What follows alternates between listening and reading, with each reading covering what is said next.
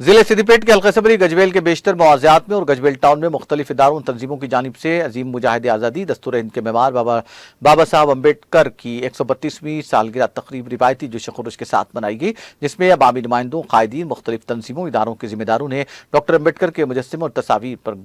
گلہ عقیدت پیش کیے۔ گجویل ٹاؤن میں سرنشین ریاستی جنگلات و ماحولیاتی کارپوریشن وی پرتاپ ریڈی کی قیادت میں عوام کی کثیر تعداد نے غبارے چھوڑ کر ڈاکٹر امبیڈکر کو خراج پیش کیا، اور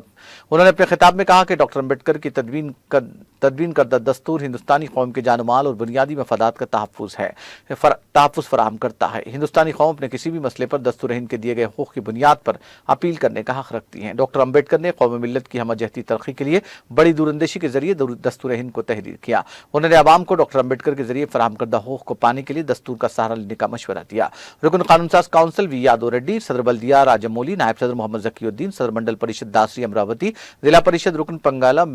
ملیشم ایگریکلچر مارکیٹ کمیٹی کے صدر ایم سرینواس، رکن تلنگانہ اسٹیٹ حج کمیٹی محمد جعفر خان، صدر آتمک کمیٹی کرشنا ریڈی، صدر ٹاؤن کمیٹی محمد نواز میرا، محمد حیدر پٹیل، رویندرا اور دوسرے قائدین اس موقع پر موجود تھے۔